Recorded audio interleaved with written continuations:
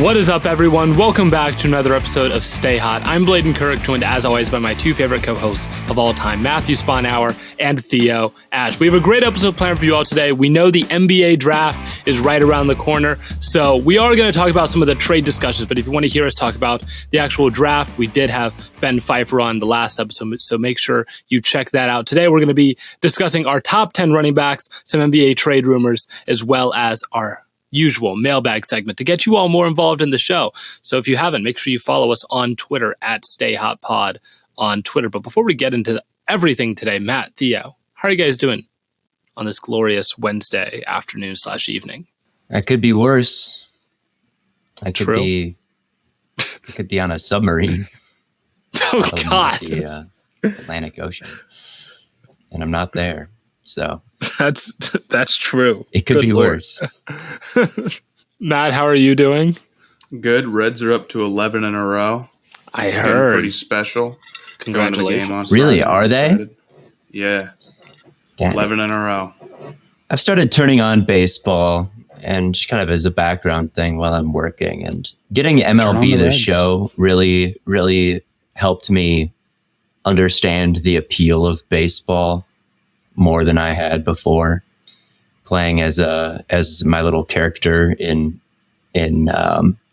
what's the game mode called where you're just one guy? Road to the Show. Road to Show. Yeah. Me And too. I realized the beauty of baseball is just not that many things can happen.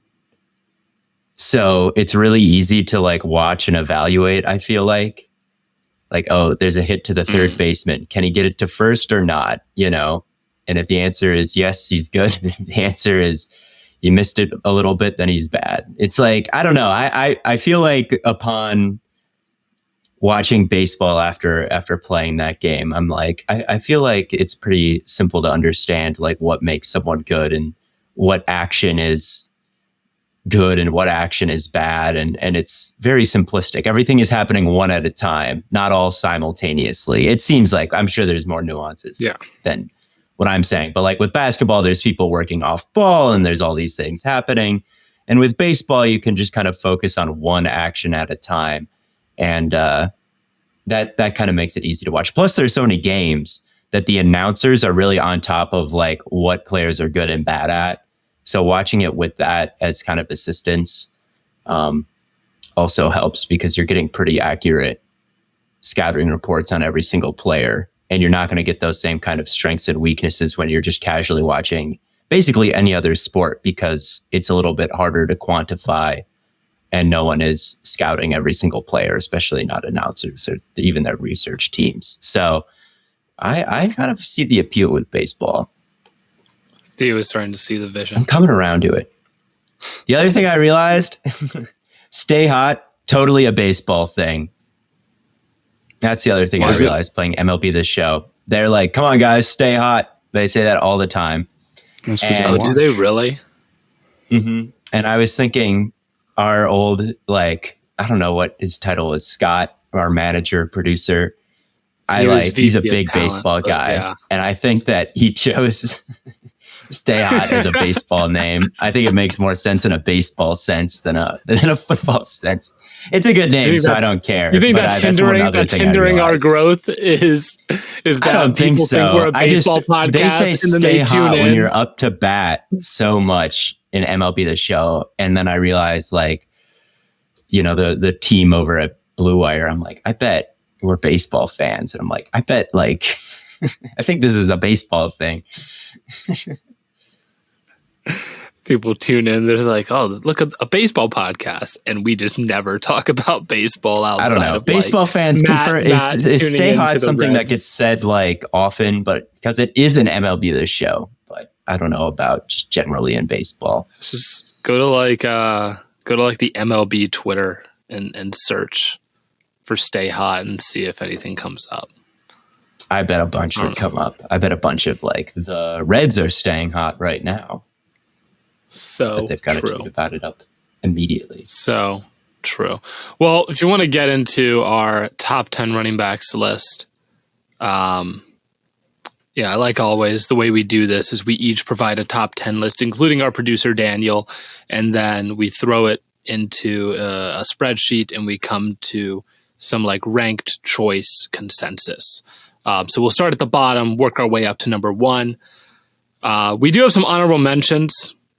So the guys that ended up being listed but did not end up on the top 10 were Travis Etienne, Alvin Kamara, and then it isn't written here, but I also had there was also Ken Walker.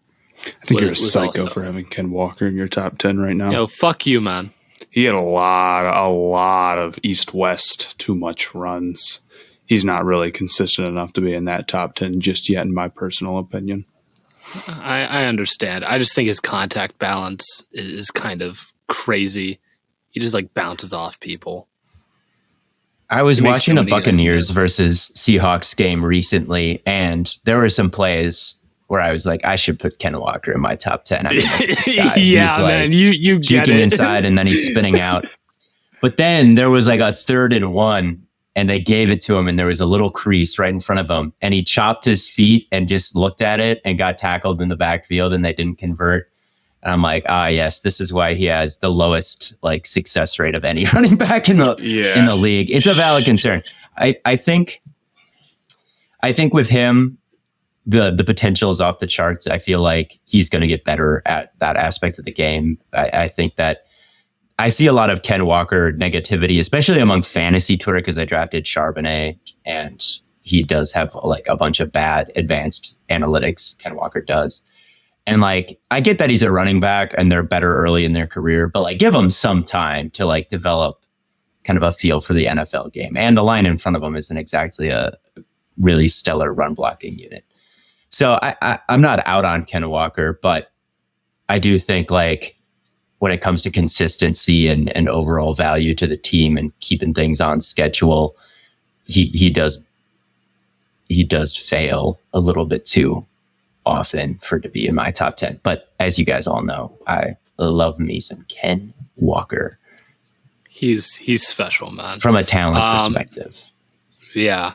Theo, you were the only one to have Alvin Kamara in your top 10. Explain that, man. Alvin Kamara was all not. Right. Well, Kamara, I went back Alvin and Kamara forth. was not in your. He was not in your original top 10. Here's what I said to Daniel. This is a big name. You know, you're going to draft him high in fantasy. You get in the week 12. Here's what happened. The wheels have fallen off.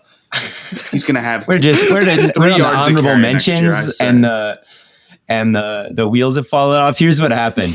I was watching some Alvin Kamara, and specifically his week 18 against the Panthers. He looked super incredible, and like his contact balance is like very obviously still there.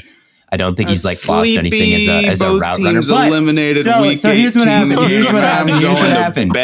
Here's what happened. When I submitted my list, I had Pollard at 10, like my running back video, and then in a moment of weakness, I said, "Wait, put Kamara." And then I was like, no, that's never mind. His stats are just too bad over the last 2 years. So I deleted the message, and I was hoping that I was in time, that Daniel didn't see it. But he did see it and put Kamara at 10. This is the really worst Pollard. Cop-out I've ever heard.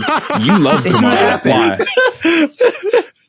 I put him there because here's the thing about Kamara. I really do think his contact balance is still like top 5 in the league. And you know, I wish that he could run with a bit more urgency. He's so chill when he carries the ball. He's just kind of picking his way through. And I think that worked when Drew Brees was there and Michael Thomas was there, and there were other things to worry about. But now I think that he needs to run with a little bit more urgency because he's the guy. You know, he needs to carry that entire offense, and he's a little bit too relaxed about that. I feel like, I don't know. And it really made me want to do kind of a deep dive into like what has gone wrong with Kamara, because I literally think he's the like least efficient running back in football. This is why I deleted the text. It's like I looked at the numbers. I'm like, I don't know if I can quite justify this right now. I still think he's super talented. I don't think he's someone who's like washed. I still see him bounce off tackles that damn near nobody else in the league can bounce off of. I did end up with Pollard at 10. There was a little miscommunication with the texts. I'm still a kind of a Kamara fan.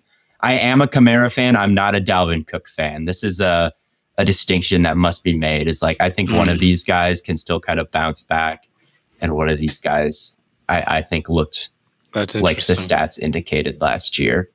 That's interesting. We're going to need to see like visual proof that you deleted this text message, by the way. You'll just have to believe me. I'm a trustworthy guy. Oh, man. Well, Matt, you and I, the brains of this operation here, decided to put Travis Etienne in our top 10. That man runs with, you talk about a guy that runs with urgency. There was like I remember there was the one like medical specialist that was like, the way Travis Etienne runs, he's going to like break his foot because he put so much power into the ground and he generates so much burst when he runs. Yeah, the duck foot thing where he kind of runs on the side of his feet. Yeah, I mean, he's a strong runner. He's quick. He's got that second level speed. I think he's very complete overall. I think he sneaks in here at 10. Yeah, but he did not make. We don't have to have a what? No, I was debating him and Pollard at 10.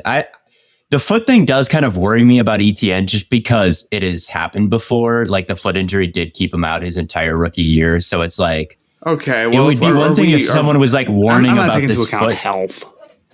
Well, I just think like if there are medical people who are like, the way he runs causes foot injuries, I would blow that off if he'd never had a foot injury before. But the fact that he did, I don't know. He's kind of a tough eval for me. He wasn't quite as efficient as a guy like Pollard, who I had at number 10.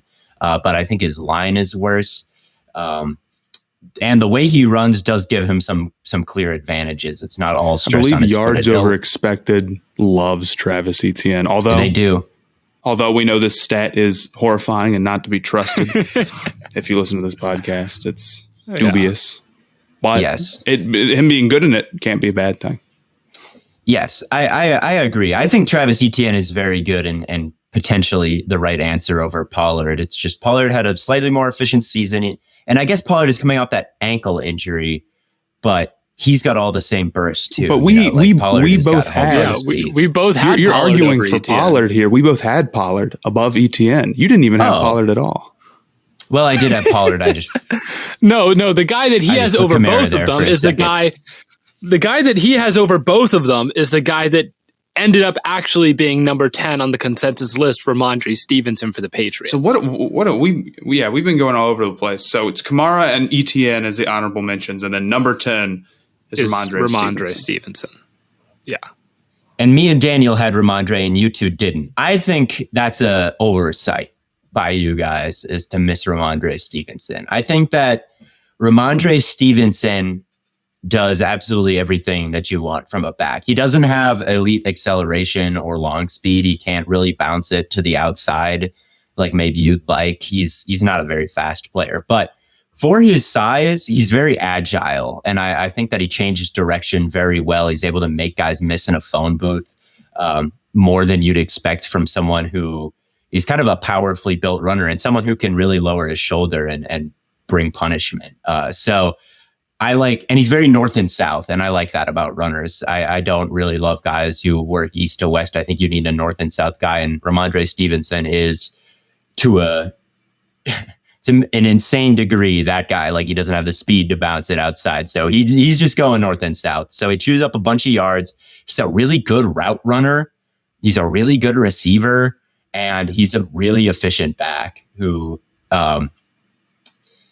I think is just the total package. He was super productive last year. He's in line for another huge year this year. It would surprise me if, barring injury, he didn't finish with another top 10 finish in terms of production. And I think it's not a really sexy style because he doesn't have that like burst that makes you go, whoa. But just quietly, he's really well-rounded. He can pass block too. So I think that like, a guy like Ken Walker, who you had on your list, BLAIDEN, he's definitely more exciting and stands out to you a little bit more. But in terms of like down-to-down consistency and doing everything you want and being trusted, and they're not going to take it back in the second round, who's more of a power guy to counteract some of his weaknesses, like the Seahawks did with Ken Walker. I think Ramondre Stevenson is not quite as electric, but a bit more well-rounded at this point. So I had him at number 9. But he came in at I think Stevenson would have been like 11 for me. I think he's really good. Yeah. But I don't know. I probably left him off because of some of those speed limitations. But I can't get mad at him at, at 10 or 9 or wherever. Yeah. I just think like I'm not Pollard going to might go to just war have like over that one or slight, two spots of positioning for right? It's a running back all the time. I will with some of these dudes, but not Stevenson. I think he's good. Yeah. And then at number 9, we have Tony Pollard, who I think we're all on board with is except for Theo having Kamara. Not really. Pollard, I still ended up at number 10 in my head. Oh, no. No, I'm looking at the chart. I'm looking at it's right here. It says weakness. Theo. And here's the thing about Pollard and why I waver on him a little bit is he's a little boomer bust. Like he's someone who, like Ken Walker, is someone who can kind of chop his feet between the tackles. He's not someone. It is really interesting to me what the Cowboys are going to do at running back, because it kind of feels like Pollard is a complementary piece to some extent. Like you don't want him taking it between the tackles all the time, like a Saquon Barkley, like a Jonathan Taylor, like a Ramondre Stevenson. And that's fine because he's so efficient. And he was pretty good taking it between the tackles, like the numbers. It's just like, he's really the only guy there right now. And I'm wondering, like, Deuce Vaughn is there too and some other names. But people are projecting this huge season as a bell cow. And it's like, I do wonder if someone's going to emerge as a short yardage between the tackles volume back. Not that Pollard was necessarily inefficient at it, but that doesn't mean he's going to get... They had Zeke there for a reason for all those years, even though Pollard was more efficient for all those years. So there is some... I don't think that bothers me. I mean, he's still super efficient. I mean, the numbers are the numbers. Yeah, I mean, I could say the same thing about Stevenson, no?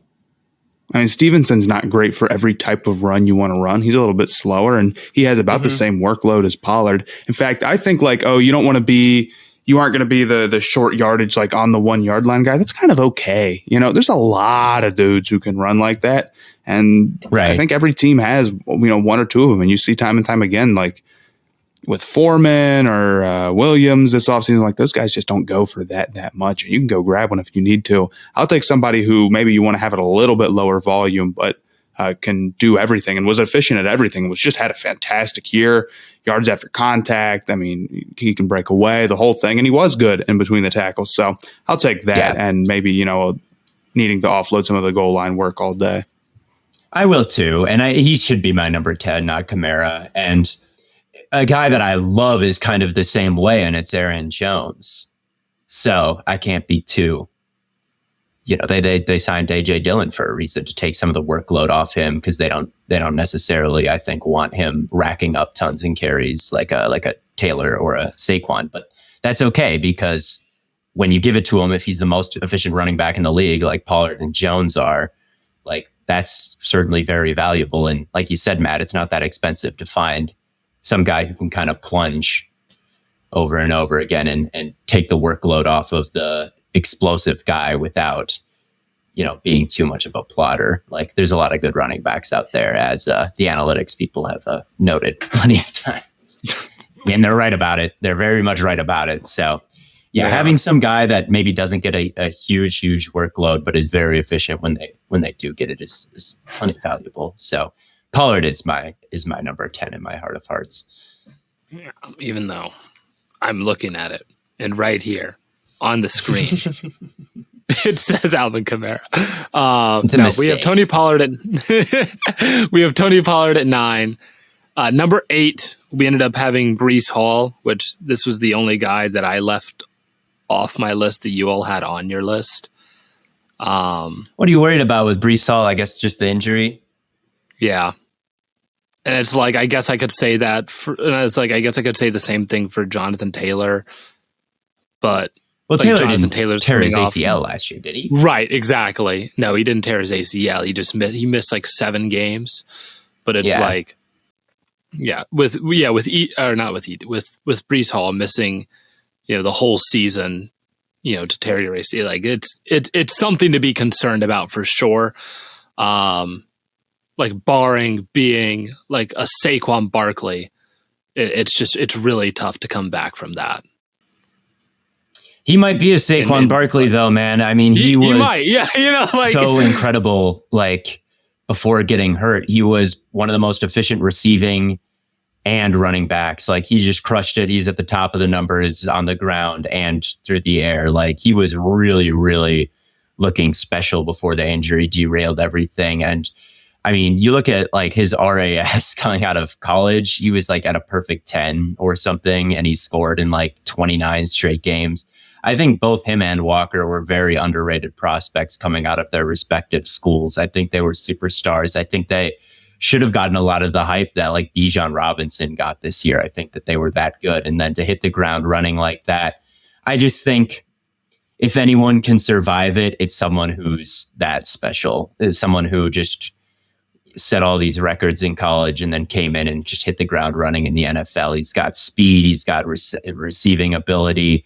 He's got vision. He's got patience. He's really just the whole package. And yeah, I think he was first in the league in PFF's efficiency ratings.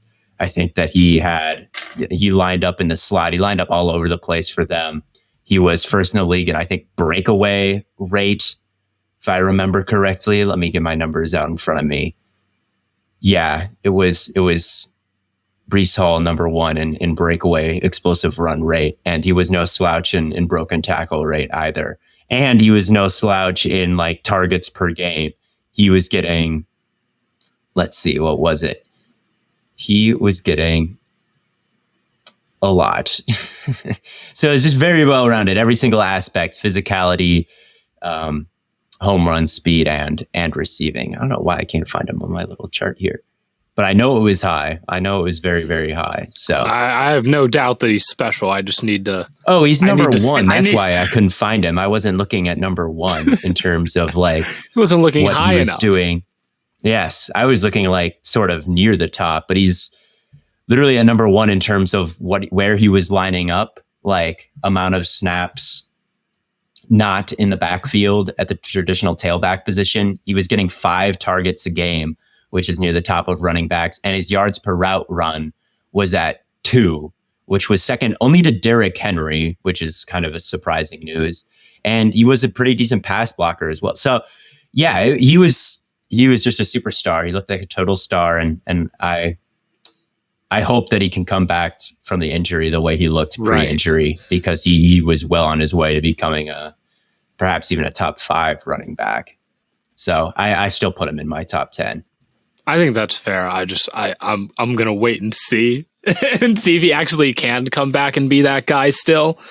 Because I know it is really hard to do. So that's the only reason I'm I mean, Nick Chubb, Christian McCaffrey, Saquon, Travis Etienne. True, Chubb did. Yeah. Those are all Chubb. Yeah, these are all guys on this top 10 list who have suffered pretty bad season-long injuries before.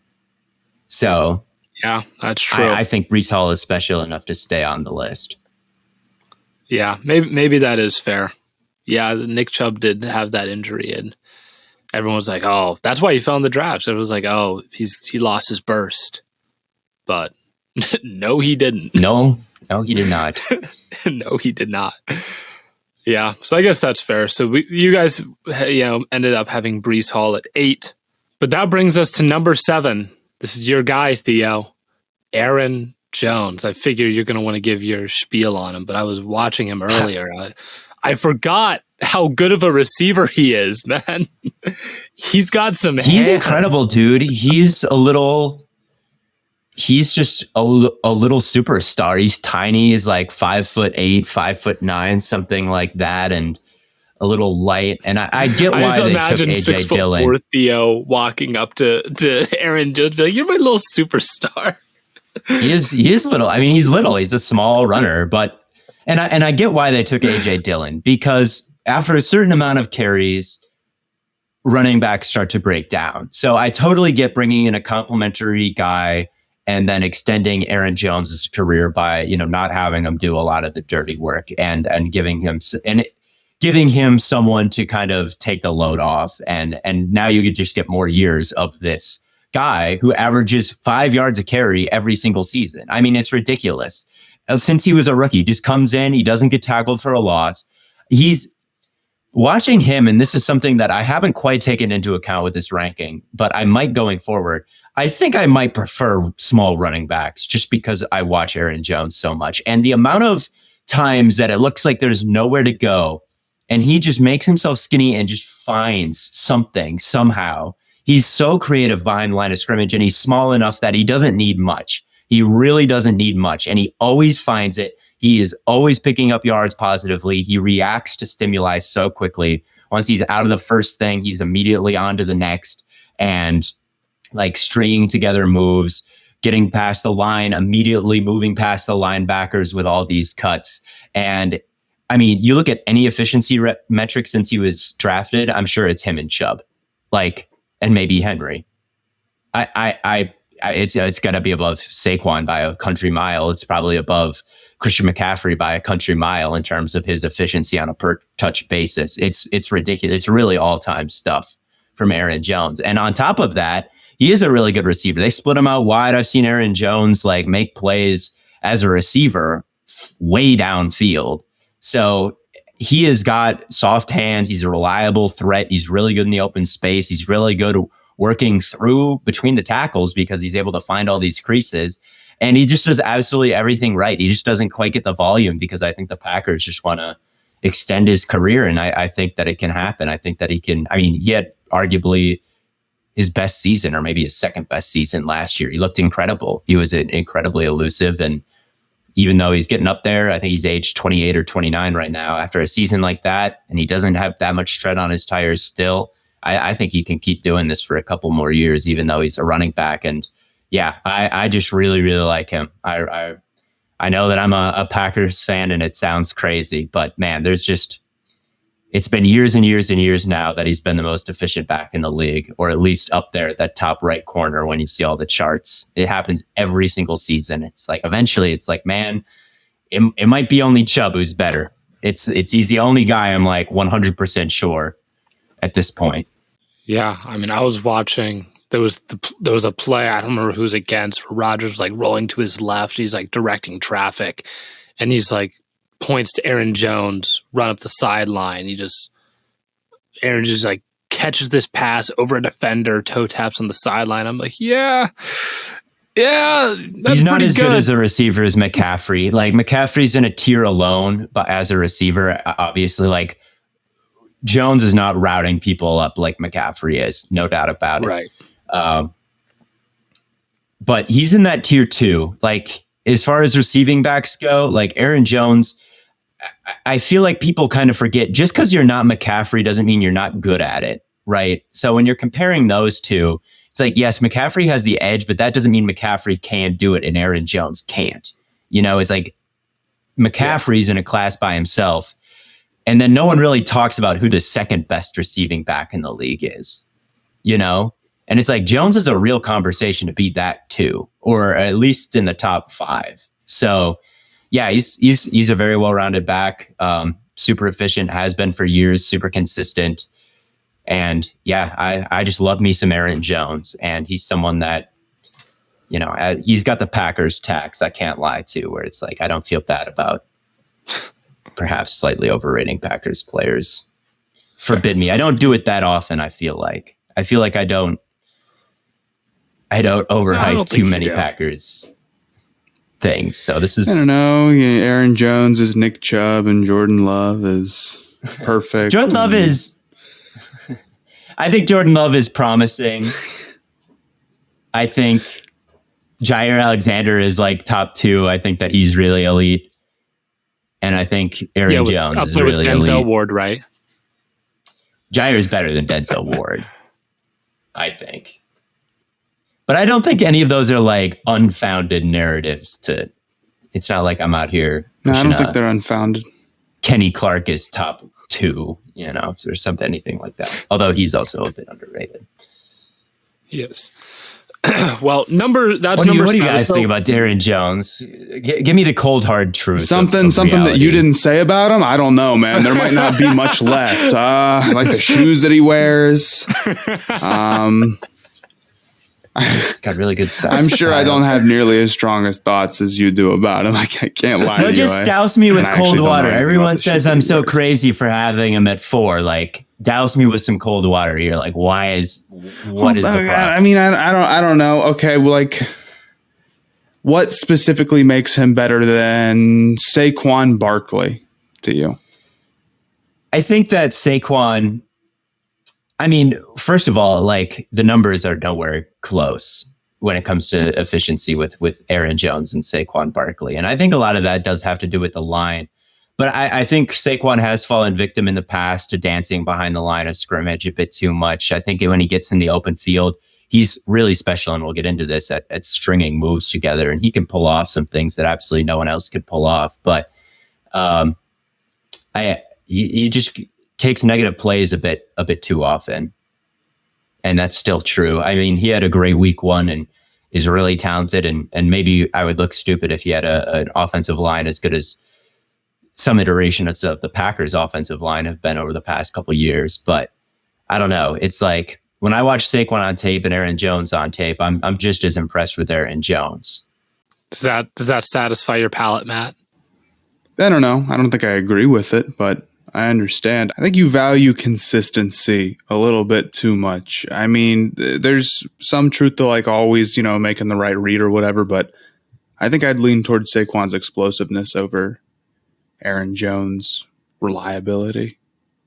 I guess, like, I wouldn't disagree that Saquon is more dynamic, and, like, Saquon is a bigger threat when he touches the ball to maybe take it all the way to the house, but there's just no data that backs up that Aaron Jones, like, isn't one of the most dynamic backs in the league as well. Like, yes, he's consistent, but he was 8th in explosive run rate last year. It's not like he's just always picking his way for 4 yards. Like, he's able to hit the home run.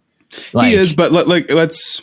I think a lot of those also take into account, how good your offensive line is. And Saquon's working with a very weak offensive line. I think if it was the Packers, he'd be much higher too. I mean, I don't know. Some of the stats I'm looking at are like time behind line of scrimmage, where it's actually lower for Saquon than it is for Aaron Jones. Or like their yards over expected. Again, not my favorite stat, but they're higher for Saquon, and they're about the same average per run. I think it's close, but I think I'd roll Saquon.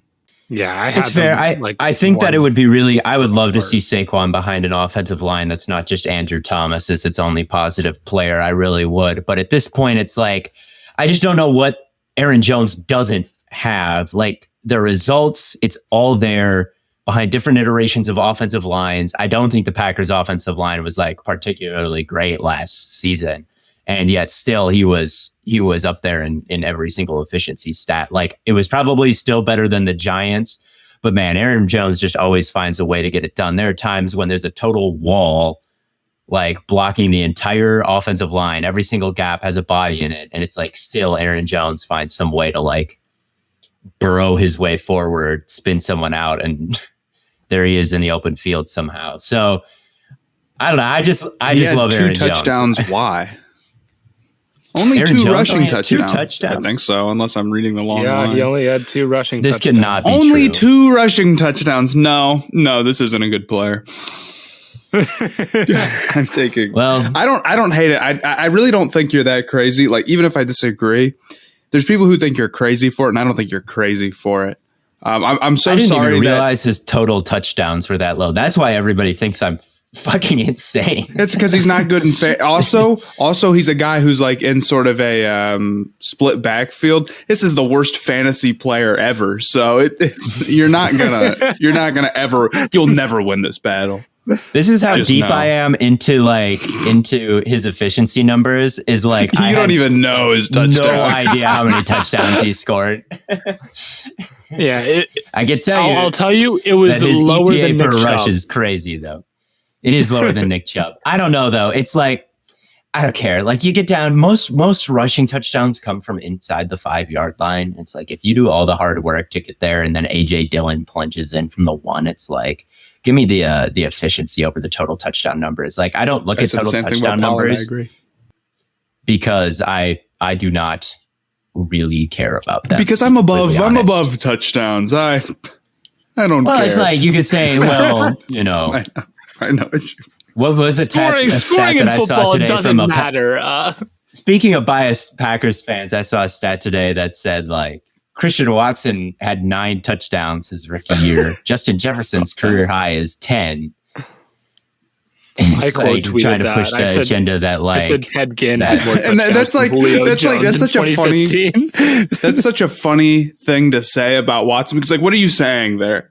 Like Watson is better. Exactly. I believe that did he have more touchdowns than Justin Jefferson last season? I think he had 9, and I think Jefferson had 8, if I remember. You could do that with all sorts of players all the time. It needs to be done more to push narratives. But I truly did not know he only scored 2 rushing touchdowns last year. Because I'm like always like, man, I really don't understand why people get so mad at me for my Aaron Jones takes. And that's exactly why you can't punch it in from the 1, man. That's it. That's it. Any touchdowns. It is true. Christian Watson did have more touchdowns than Justin Jefferson last year. A stat that also had not registered with me. But so he's better. He is better. The ceiling is higher. The ceiling is higher. Said. They're crucifying him for nothing. Anyway. So real. Well, the next you would think Aaron Jones is like 3 on this list, but really we have... Yeah, we've been talking about number 7 for how long now? At this point, we've gone through Ramondre Stevenson at 10, Tony Pollard at 9, Breece Hall at 8, Aaron Jones at 7. Number 6 is Saquon Barkley. Matt, this was the guy that you were just talking about. You would rather take his explosiveness over Aaron Jones here. I think you had him. I think he still has that. Maybe this is a little bit of like Randy Moss, Rob Gronkowski. You can just see when he does the things he's good at really easily.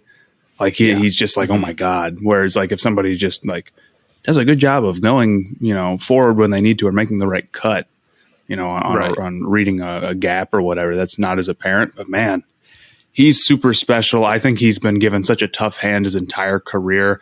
I know like he's not what he was as like a rookie quite, but I mean, we were talking at one point last year. You remember we were talking about Saquon Barkley as like sort of like an MVP candidate through week 4. I do remember that early in the season. Yeah, I mean this guy's really, really special. And you talk about him versus a guy like Aaron Jones. No disrespect, I think roles reversed, we wouldn't even be having this conversation. I think for sure we'd not. I mean, if we saw Saquon behind an elite offensive line, even post injury, I think he'd be higher than this. So. I hate to derail the conversation too much. What are you guys thinking about like Saquon's petition for like running like his holdout stance? Because for him it's a little bit more than just his own contract. I know you said he was also looking out for like Jacobs and all. I hope the running backs get what they want, man. I hope all workers who are on strike get all their demands. I hope the team owners win. I hope they get the cheapest deal they possibly can. You say that as a joke, but like that's like the unironic take of like most of Twitter about running backs. I hope the owners succeed in their goal of choking I really think Saquon's right, though, man. I really think Saquon deserves it's so tough because it's like I do agree at this point that running backs are the most replaceable position. It's not worth it, man. It's not worth it to be a running back. It's not worth it, dude. That's the unfortunate truth, man. It stinks. I'm hoping that like the league is cyclical, and I'm still holding out hope that like eventually the running back starts to become more valuable, because I don't think that's crazy. Like if boxes get light enough, eventually it will get worth it to run the ball again. Like if you pass it 100% of the time and all of a sudden they're like, oh, fuck it, we're putting 3 guys in the box, and then we're dropping 8 way back. At that point, like running would probably be more valuable than throwing it, so it'll definitely get to the point where, and I think you started to see it last year, running the yards per carry average was the highest it's been in a long, long time. Yeah. So I do think that there is some value to running backs that can get recouped here in the next couple of years. Is that how you say that word? Recouped? I think the value. Yeah, I think that's right. I wasn't an English major. Don't ask me. I think that's I was, but I'm a dropout, or at least journalism, which is close. So we didn't get to that unit yet. At any rate, I hope Saquon gets paid because Saquon is a really cool player. He's a really special talent to watch. He has not been the most consistent. He has not been the most efficient in his career, but you're right, Matt. He has been dealt a very, very poor hand. And I love Aaron Jones, but I also do have a lot of respect for Saquon Barkley's game because I think he has underrated vision as well. And he's very coordinated. Mm-hmm. He made one of the greatest catches ever. I don't know if exactly the team he was playing, but he reached behind him and the ball just stuck to his hand. Search Saquon Barkley one-handed catch. It's absolutely wild. So yeah, he's a really, really good player who doesn't quite have the per snap consistency to show for it. And I do think a valid concern with him is like there are times where I'm like, just run by him. You've got contact balance. You're like, look at Saquon Barkley. His thighs are huge. An arm tackle is not going to work on him. Just run right by him. Instead, he'll always chop his feet and try to hit a fake spin left and then a full spin right. And it's like, what are you doing, man? At this point, the pursuit is caught up to you. That's like my big concern with Saquon Barkley. He's out here trying the Garrett Wilson moves. He has some Garrett Wilson in him, definitely, where it's like, just, you don't need to be doing all that. You don't got one run where he needs to be doing this. But sometimes it works and it's sick. And I will never forget his spin hurdle before he got hurt last year. He jumped in the air and did a 360 and he landed it and then got tackled immediately after. But it was crazy. Yeah, I hope Saquon gets his bag. I just know that he's out here thinking, I put the team on my back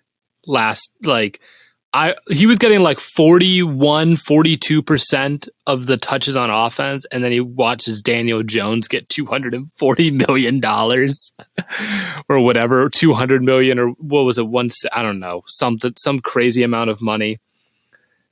And he's stuck on a franchise tag. I know he's pissed, but number 5. That's number 6 on our list. Yeah, that's number 6 on our list. Number 5 is Jonathan Taylor, which I'm glad Jonathan Taylor still gets his respect. He had a crazy year in 2021, missed some time this year, but man, he is such a smooth runner. It's just everything he does is so it's so pristine. He's like a ballerina out there. It's just everything is perfect. He's so light on his feet. He's quick. He's elusive. He's fast. It's like literally, you talk about a guy that has everything you want in a runner. It's pretty much Jonathan Taylor. And he knows how to get downhill too. Like my criticism with Saquon is, sometimes he can chop his feet. Like Jonathan Taylor will do nothing of the sort. Jonathan Taylor is one of the most north and south, straight ahead. He understands the value of just getting the most out of every run. And the easiest way to chew up yards is just to go straight ahead. And last year he was banged up, and listen to this schedule of run defenses that he played. He played Houston, which is pretty easy, and he killed them. He had 161 yards. Then he played Jacksonville, Kansas City, Tennessee again, Washington, the Raiders, which is pretty easy, and he killed them. He had 147 yards. Then he played Philadelphia, Pittsburgh, Dallas, and then he didn't get another carry all season. So there's a lot of good defenses there in the small amount of games that he played. He didn't play that bad, I should say. Yeah, he still had 4.5 yards per carry. He's still doing that's the lowest. That's his worst yards per attempt season. He went like 5, then 5.5. Yeah. I can't imagine there's anyone who played a higher volume of good run defenses than him. And he killed the bad ones he played, the Raiders and the Texans. I mean, he just went nuclear. So I'm of the opinion that like a healthier year with a quarterback who can steal a gap and hopefully an easier schedule, we'll see the return of beast mode Jonathan Taylor. Yeah. Yeah, I don't disagree. I may be discounting him just a hair because he's coming off a little bit worse of a year, but I might be wrong to do that. His ability to just cut in and break a long one, especially when his offensive line was really cooking, it's up there, man. Almost reminds me of Ohio State Ezekiel Elliott sometimes. Just that sort of one cut and you're Yeah. pulling away. He does a really good job to set up behind the line of scrimmage, but I think last year he relied on this maybe a little bit too much because the line wasn't really creating openings themselves. Right. But one thing that kind of stands out to me about him is he'll be headed towards a gap. There'll be a defensive tackle with leverage. So then he'll take like one step like he's going to go the other way. The defensive tackle will abandon the gap that they were in to go pursue him that way. And then he'll just take one step and he's just juked out the defensive tackle behind the line of scrimmage. And that's a really great trait to have. And all these guys have it to some extent, but it's something I really noticed with Jonathan Taylor.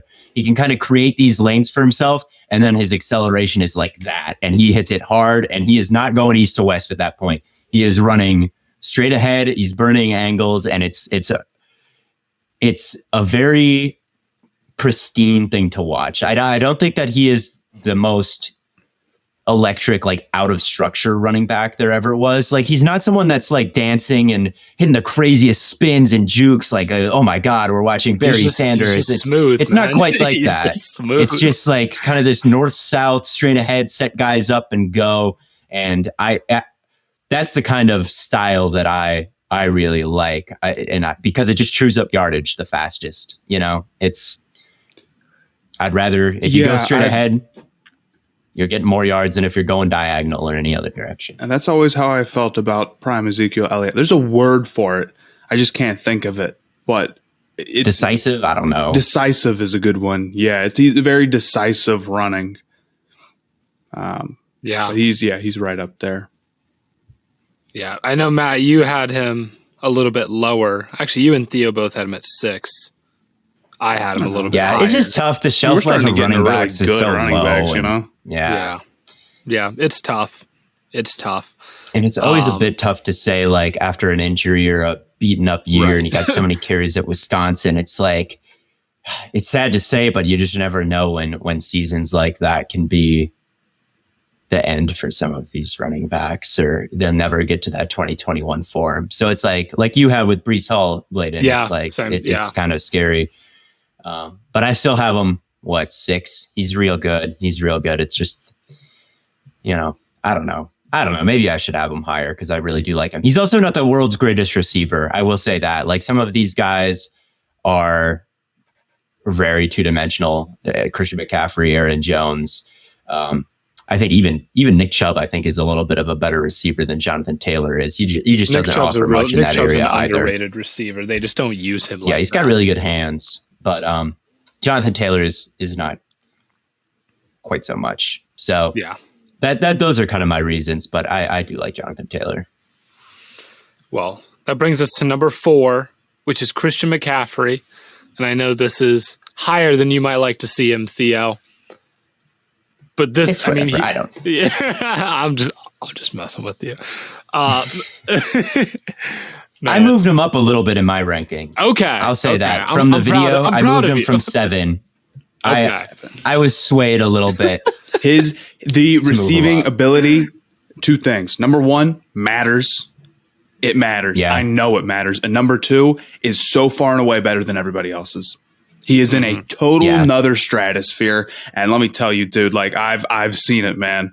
It wins games, dude. It's something. He's like the Mahomes special of receiving running backs. It's like there are other guys who are really good at it, but he definitely stands out. Yeah. Like the route salesmanship at the break. I mean, he'll put a little shimmy on guys that I just don't see other running backs do. Ramondre Stevenson is also really good at that, honestly, but not as good as McCaffrey. His touchdown against the Rams, where he ran like a wheel route and like extended and caught it in the end zone. Like, it's like Aaron Jones is not, as much as I love Aaron Jones.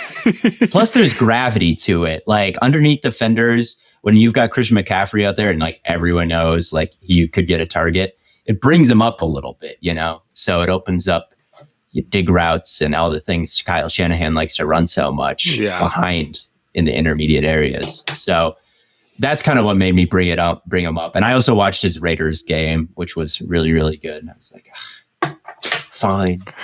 He said fine. I'm telling you, man, I'll admit he's not like the craziest like addition running wise, like just as a pure runner. But he's no bum. He's no scrub. He's no Yeah. bad player. So, I mean, No, is there I think he's anyone that is definitely more of a lock to be like a 2,000 all-purpose yarder any given season? if he plays, Right, if he lock it in. plays. Yeah, it's but just the like, injury. He's someone that I feel maybe could have benefited from like an AJ Dillon, like Aaron Jones did.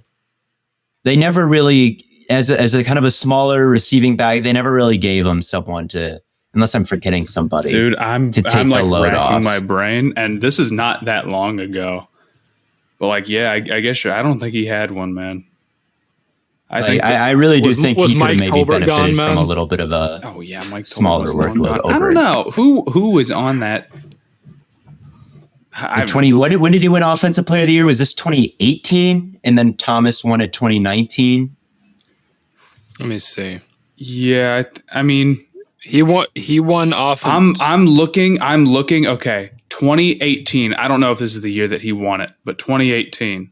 He didn't win it. He didn't win it in never 2018. He won it in like who knows? 2018 Who though. cares? McCaffrey is the lead back. He had 220 attempts. Next closest guy had 20.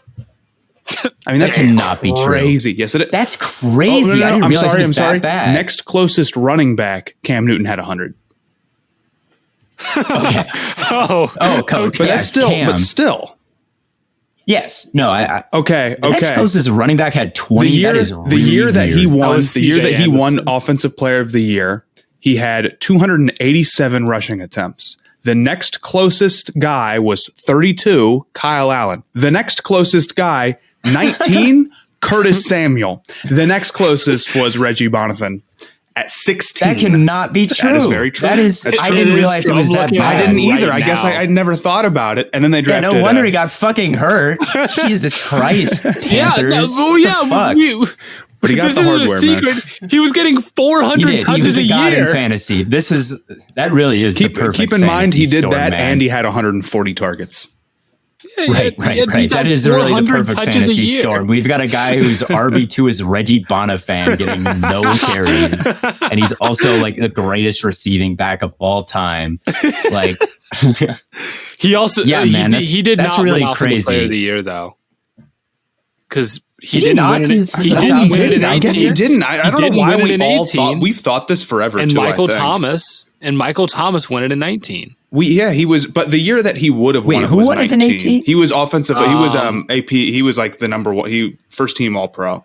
But yeah, he didn't win it. okay. We're just stupid. That's man. wild. Who did win it in 18? We're just Analytics Twitter was here. Oh, it would have been Mahomes. That was Mahomes because Mahomes won MVP that year, and he also won Offensive Player of the Year. That's in stupid 19. as hell. I thought What it was, the it was hell? Michael Thomas in 19. That was Yeah. 18. Really? Okay. Well, we don't Yeah. know anything about football. I probably We do Oh, not my know God. ball. But That's still shocking. I'm willing to Regardless. bet that's a very And commonly then the held. next What year is it? after The that, he got Mandela hurt. effect. Mandela. Right. The Mandela effect, where it's like a lot of people thought something. I bet you a that's lot true. of people are Okay, listening no, to guys, this. it's like a conspiracy theory now. We weren't wrong. Yes. Can we just were in gaslight another people into universe where Christian that McCaffrey was where that winning happened, Offensive that he won Player of the Offensive Year? Player of the Year. Can we Well, just this makes my gaslight Aaron people Jones into that? take a lot easier to defend because I always thought Christian McCaffrey had an Offensive Player of the Year and Aaron Jones did.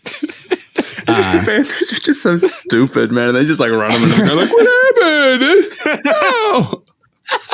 It's Right. like, come on, now man. I'm thinking, I'm like, McCaffrey's probably not going to be like as injury prone now that he's got Elijah Mitchell. now behind him, that right? they'll run, like, I mean, 16 carries for the next closest running back, you will probably never see that ever again. I don't even Yeah, think, I don't there's think that's an no way. exaggeration. You'll probably never see that again. the number 2 running back on a team getting 16 carries, like my brain cannot compute that. Keep in mind, 2019, no Cam. Yes, No yes, Cam. It Kyle wasn't like, Allen. oh, we got 100 Kyle rushing Allen. attempts from Cam. It was Kyle Allen and then Curtis Samuel, who, God bless, is did play running back a actually little bit crazy. in college. But Look, Man. all I'm saying, if you gave Aaron Jones that kind of workload for 1 year, it would be crazy. He couldn't- and then he just like couldn't- McCaffrey, he would his legs would fall off the following season. man, I might make a video about that. I might make a video about You that. on the should. You should. Stay It is Hot a crazy stat. That is one of the craziest stats I've ever heard. And it was something I was thinking about today, prepping for this show.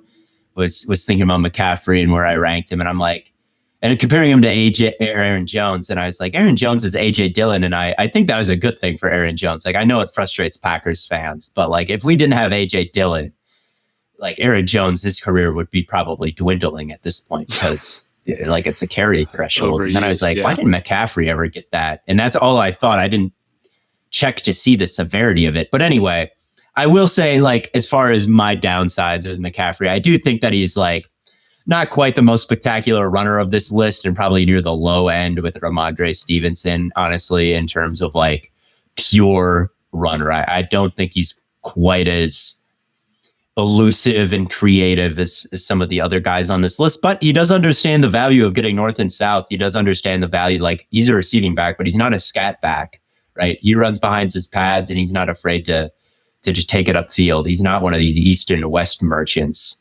these highlight merchants. He's someone who legitimately does do that. And his breakaway run rate has been fantastic over the course of his career. Like, he may not break as many tackles as the elite guys, but he creates a lot of explosive plays. So I guess explosive plays are better than broken tackles, I guess. What's a broken tackle if you don't pick up 20 yards after it? But I don't know. He's very good. I think I've been underrating him a little bit over the past few months just because of the sheer amount of slander I got when I said Aaron Jones is in his tier. And then I got defensive. But where did I rank him now? Like 5? You put him at 5. I put him at 3. Matt, you put him at 4. So he should be top 5. He's just not the most. He's just the least elusive runner, probably, of everyone on this list, I would say. Yeah, I think we got the top 5 pretty good as far as the guys that are here. Who's number 4? McCaffrey. Number 3, we had Jonathan Taylor was 5, McCaffrey was 4.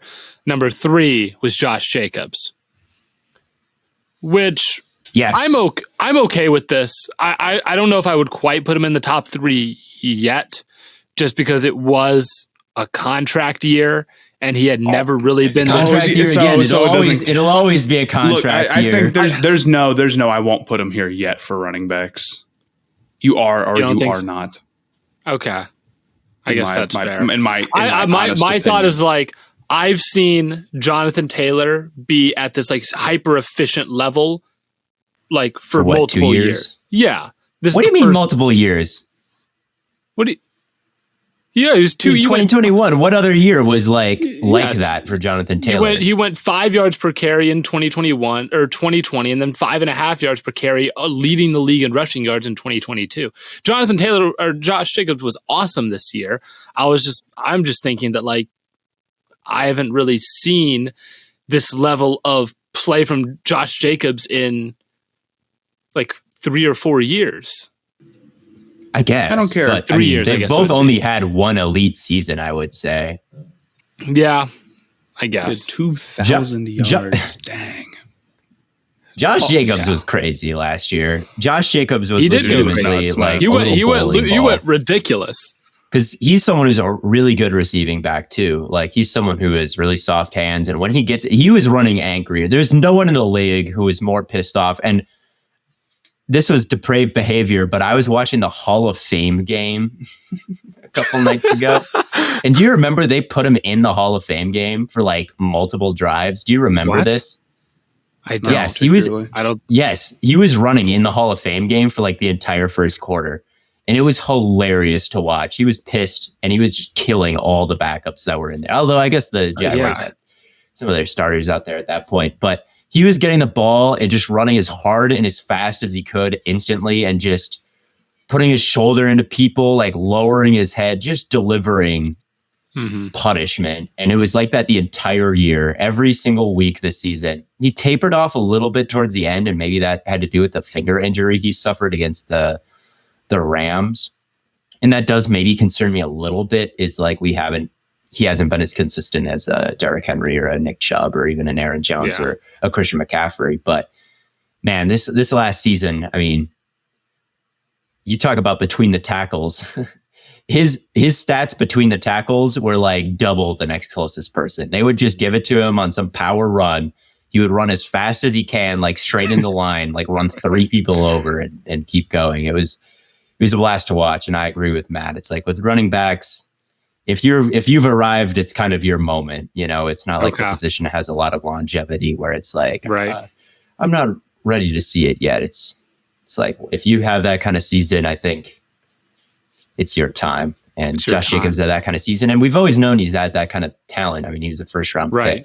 It's just like this year playing angry, it was really special. I mean, every single week it was 11 yards. Right. I mean, I remember there was. I can never remember the team that these guys go up against. But you talk about guys setting up defenders like behind the line of scrimmage.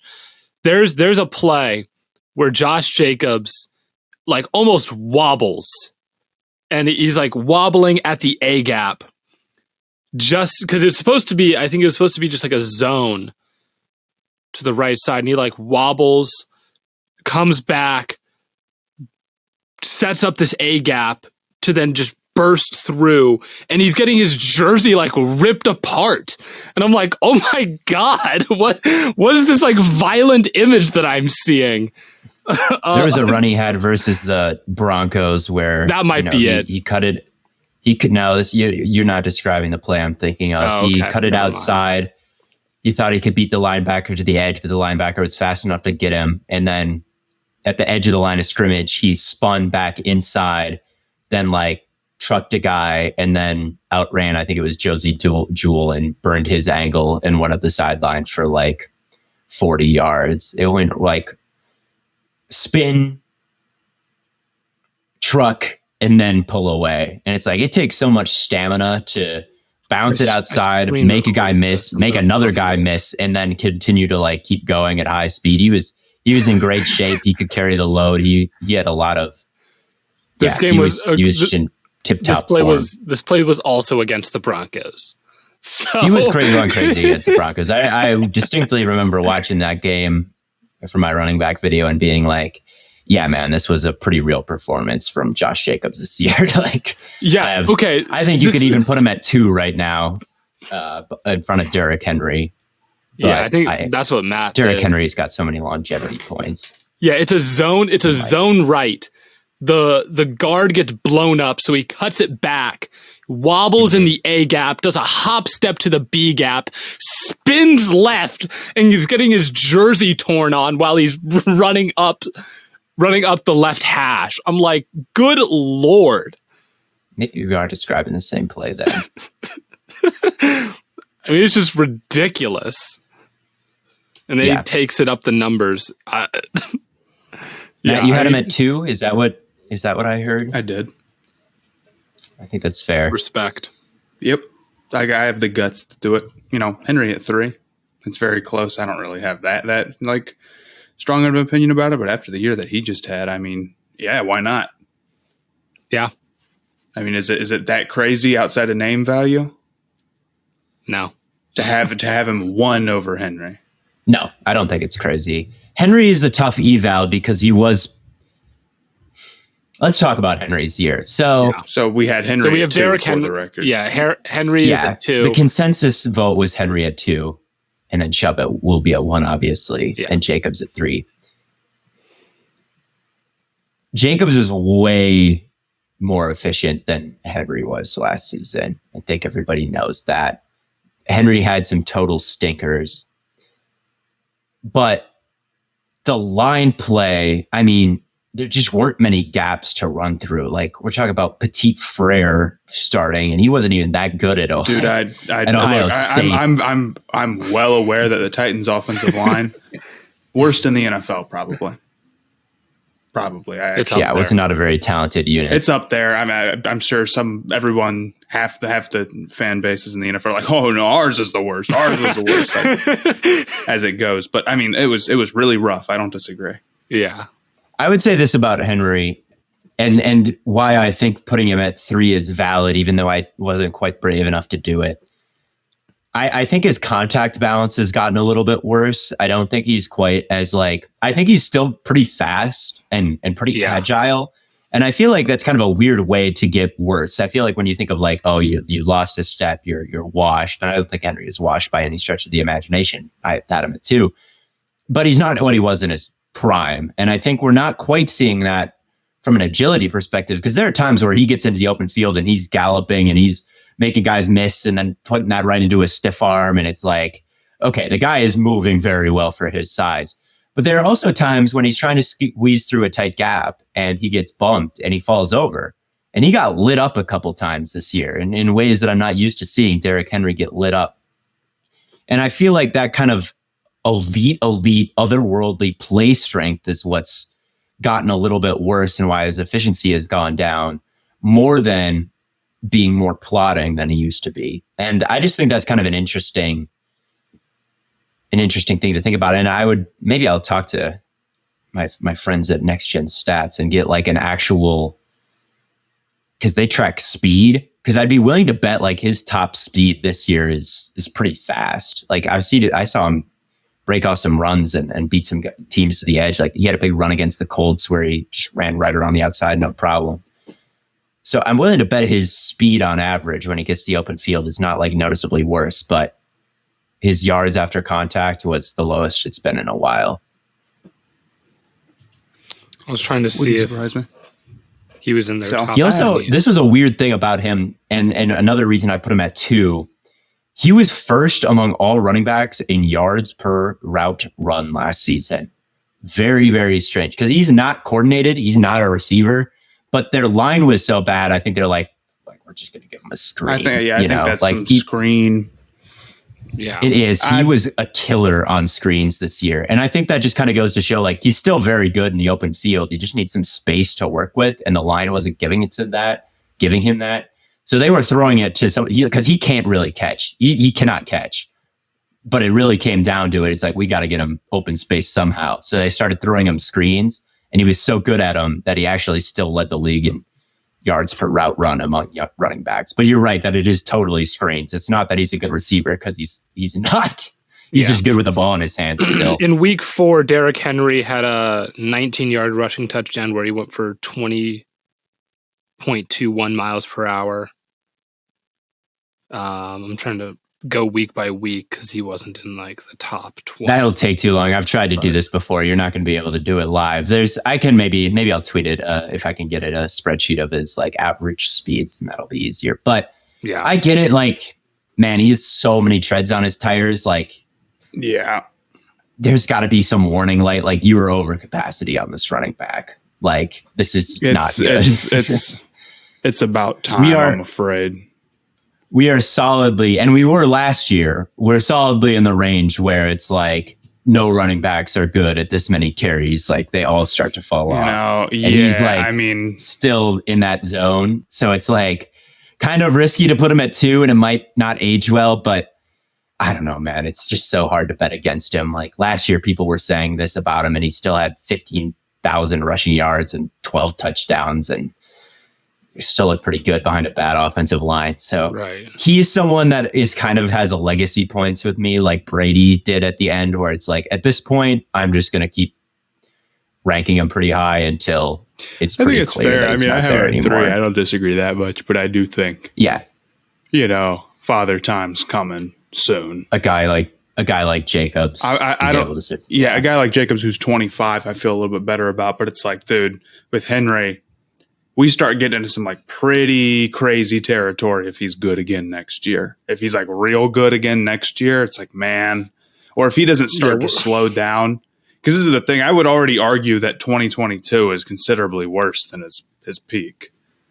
I think there's a real gap. And if you keep heading in that direction, he's going to keep slipping down the list a little bit. So I have him at 3. 2's fine. Yeah. Yeah, I could definitely see him being like 3, 4, 5. But I would caution, some people really fade him too much. I feel like some people are really like, oh, this is the year. And I mean, I could put together a cut up of plays from last year where you would be like, oh, this is not what we should be doing, because there are some plays when he's at a full gallop and it's watch out. He had a play against Washington, the Commanders, that I'm specifically thinking about, where he gets to the edge, cuts it back inside, and then my favorite part of watching running backs is how they can string moves together, like go from obstacle 1, 2, 3, and like make 1, 2, 3 miss in quick succession. and he like jukes one guy out, then it's immediately the second guy, jukes that guy out, finds the third guy, stiff arms him, and then finds a guy right after that and like tries to stiff arm him, but by then the pursuit is caught up and he finally gets brought down. But for like 3 guys there, he just totally eviscerated all 3 of them. So he to me is like, when I stop seeing those plays, he'll fall down the list. But until then, like he's just a freak of nature. If you want to keep predicting him to fall off, eventually you'll be right. Sure. Eventually you'll be right, but you'll be wrong more often than not. So we'll see. He scares me. He scares me like Brady did. It's like I never want to be the guy to say he's bad and then he's just good again. Right. Exactly. Yeah. But the guy that I will never say is bad is our number 1 back, Nicholas Jamal Chubb, the best running back in you take it away, Blaiden. Hands down the best running back in the NFL. You'd want to talk, like, literally has everything and has been having everything since he came into the league. Right. We know this. The Raiders game was his like coming home party. 3 carries, 105 yards, 2 touchdowns. But we don't need to talk about 2019. What was this, like 5 years ago? I don't remember. Yeah. 6 years ago. Yeah, I mean, we're getting to the point now where it's just like an everyday event for Nick Chubb to like dribble someone's head like a basketball, or to make multiple guys miss in the A gap, or everything he does is special. Every single thing he does, he can run through people. He has the breakaway speed to just outrun guys. He can hit you with a stiff arm, hit you with any move in the book, and he has the speed to take any run to the house. Theo, you mentioned earlier, he's underrated as a receiver. He's criminally underrated as a receiver. The only thing, he doesn't have like the route running of like, again, no one has the route running of McCaffrey, but like he doesn't have like some elite route running, but he has some really nice hands. The Browns just don't really use him much as a receiver, partly because they haven't had quarterback play, but probably because they just haven't really needed to. Because you don't need quarterback play to be a good receiver. In fact, I would argue it's better to have bad quarterback play to be a good receiver as a running back. I mean, I'm thinking about McCaffrey, and I'm thinking about Sam Darnold, and I'm thinking about Kyle Allen, and I'm thinking about guys who are like, I don't have to push it down the field. I can just throw it to McCaffrey. That's awesome. Yeah, but the Browns are like, we're not even going to work. We're just going to hand it off. Right? Nick Chubb is a guy that you want in like single back, under center. And it's just harder to throw the ball to someone who's under, like when you're under center and the back is directly behind you, it's easier to make a throw to a back and shotgun who can just release out, because it's basically when you're under center, if you're going to throw it to the back, it's after they leak out after play action. And it's just not a scheme that lends itself to throwing to the running back, I think. Plus, he's a very good blocker, and he is a very good blocker. You'd probably rather have him just stay in the block. Yeah, but he does have underrated hands. He catches most of his targets, and even some ones where you're like, oh, I didn't expect him to. I always remember that play against the Bengals where he just like pins it against the dude's back. Just like, oh my God. But again, that was like 3-4 years ago. I wouldn't put it past him.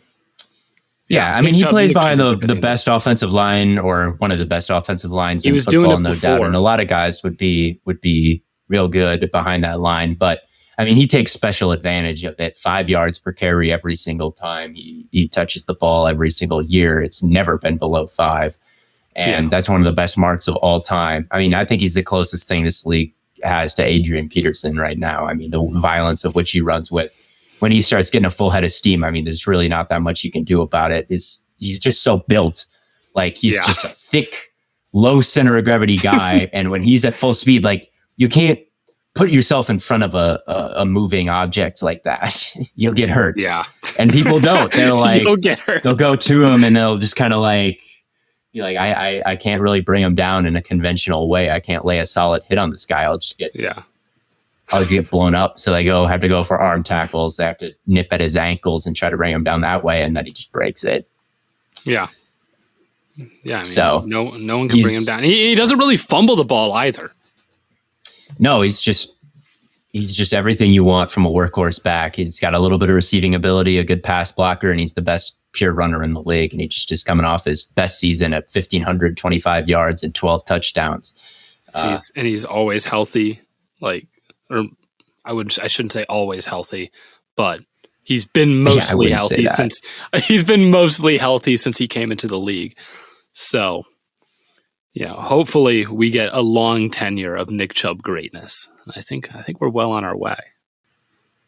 Yeah, hopefully he has a couple more years left. He's 27, and I think he's the type of guy who could go. I mean, how old is Derrick Henry? It's probably 29? Yeah. So if Derrick Henry can do it, I think some of the special running backs can. I think that we've been in an era these last 10 years or so, or 5 years or so, where there just hasn't been all-time running back since Adrian Peterson and fell off.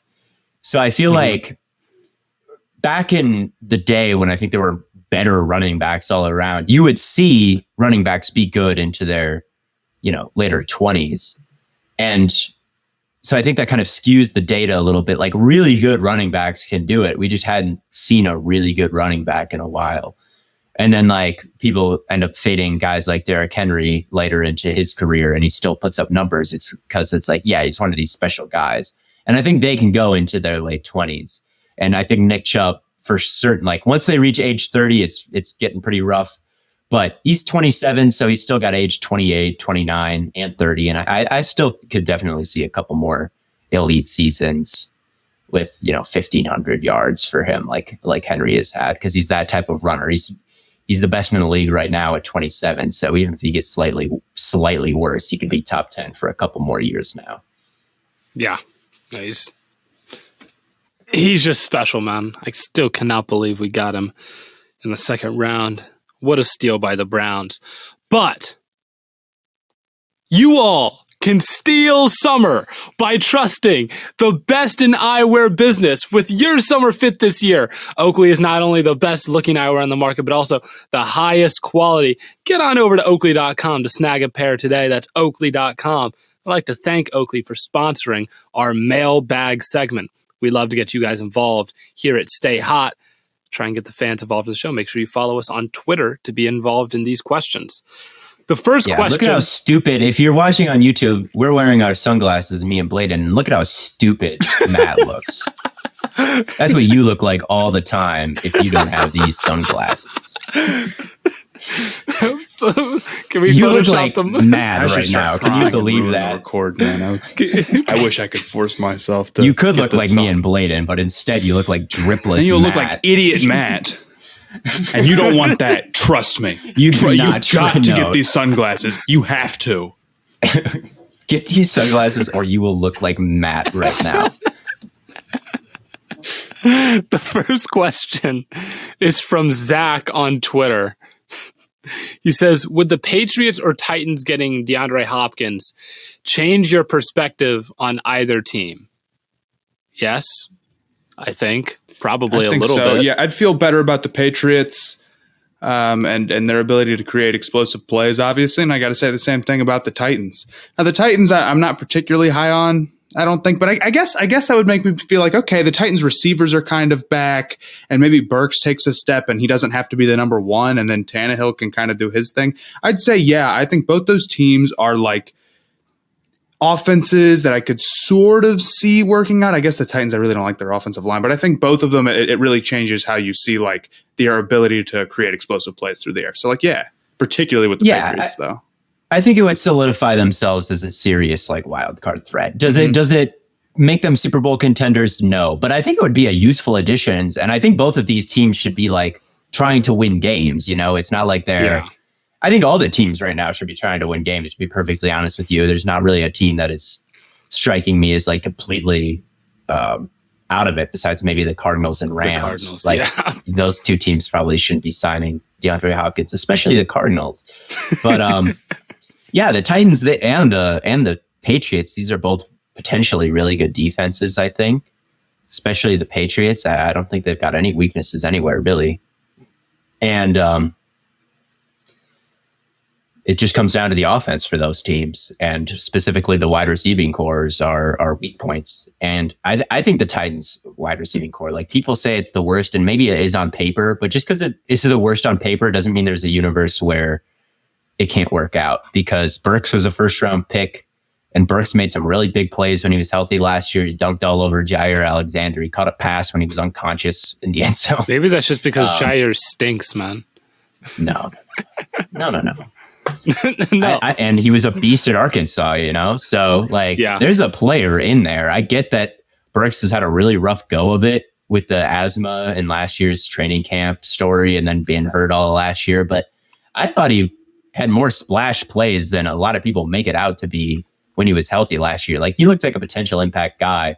And I love Chig Okonkwo. Like, that tight end is sick. So between those two and Hopkins, who's the wide receiver two right now, though? Like, if they don't get Hopkins, and if they do get Hopkins and Burks, just get under center, run it with Henry, and then take play action shots to Hopkins and Burks and Okonkwo. Like, that sounds pretty good to me. I don't know. You could be like the Giants. They had Saquon and Daniel Jones and a bad offensive line and a bad receiving core. So that's true. Like, I think that they could. Both of those teams would benefit greatly. And if you're the Patriots, Mac Jones needs to, I mean, you got to save his career. It's on the ropes. He's terrible last year. So it's like, get him a serious weapon and maybe he can get back on track, because he was legitimately pretty good his rookie year. So yeah, it would move me a little bit. Yeah. Next question is from, I'm always going to mispronounce this, is from an Anunoby Dynasty. Did I pronounce that right? Oh, yes. Yes, you did. Okay. If you were a brand new NFL fan and wanted to pick a team to cheer for, who would you choose? Chiefs. That's so reason not to. Like, if might as well. You could be like, I don't know. I didn't know. They were so good. That's what I would do. I'd pick a really terrible team to prove how cool I am. Like, that is probably what I would do. Or like, I mean, how should you? Wait, is this how should you pick your team? It should be either the team that you are closest to, or whatever your family roots for. Yes. Yes. But let's hypothetically, if you're like, let's say you're a European and. Let's say you're a European, no one around you cares, and you're like, NFL football is pretty cool. Yeah, good idea. Honestly, man, they play in Europe all the time. They could hypothetically move, and they're also kind of like a good young team with a young quarterback to root for that you would like. So you've got all your bases covered. Yeah, I would say it's whatever team has the most aura to you. Whatever, like, if there's a player like that you just enjoy watching, you should just pick the team. I feel like that's how a lot of people who don't root for their hometown teams come to this conclusion. They're like, I was a kid and I watched Randy Moss play, and now I like the Patriots. I like Tom Brady, and now I like the Patriots. I watched the 2007 team or something. So I would pick know. Whatever stands out to you. I was a kid and I watched Odell, and now I like the Giants. I feel like I hear stories like that about a lot, and it's like, hey man, whatever you. I don't care how you root for a team. Really, I'm a Packers and Suns fan from Minnesota, so just whatever grabs you. I would pick I would say yes, the Chiefs is a safe bet if you want to be a happy fan. Yes. And they've got a lot of players with that are fun to watch, so it's valid. Not more fun than Jalen Hurts and Heisman Trophy winner Devontae Smith. Hey, Eagles are a great choice too. But I think it's totally fine to bandwagon a team if like root for the best team if you're like an overseas person or you don't live by any other team. Like if I were to become a soccer fan and like really follow a team, I wouldn't go to the bottom of the table and be like, I really think this team is going to move up to Premier League. I would be like, okay, I'm going to choose between the top ones so I can watch some real football. I wouldn't blame you for that. Right. But also underdogs are fun. So They are fun, but I don't know. Choosing like being like, I'm going to be a Texans fan, like I wouldn't advise it. You could be a Lions fan. They're fun. I think that would be respectable. Yeah, but they're pretty good right now. Like, they don't suck. I wouldn't have advised it 5 years ago. Could be a Panthers fan. Could be. I would advise, like, fan, they got Bryce Young. If you like Bryce Young, Falcons I would not fan, advise could being be, a Buccaneers fan. Be a Falcons fan. Ritter. That's right. Well, be a Bearcats fan. If you like football, you're going to be the Cincinnati Bearcats. Yeah, actually, good point. Screw the NFL. Buckeyes, baby. That's what you're going to do. You don't know anything about football and you want to get into it. Ohio colleges. Pick one. That's it. Spin a big I started wheel, and if you land on Kent State, too bad. No take backsies. I started an NCAA Road to Glory, and I'm a QB, and I went to Cincinnati. Wow. Nice. Did you win the Heisman? Did you win a national title? Well, not yet. Not I just got the starting job. The standard is the standard. Don't worry. Once I take over as the starter, it's wraps. Like, we're going undefeated. I hate when backups talk like starters, man. Let's see. I just won the starting job. What are we talking? So. It's close to it. I just won the starting job. What are we talking about? Anyway, I think that pretty much wraps things up for us. Appreciate you all tuning in. It's been an absolute blast. And as always, from Stay Hot, we will catch you guys on the flippity flop.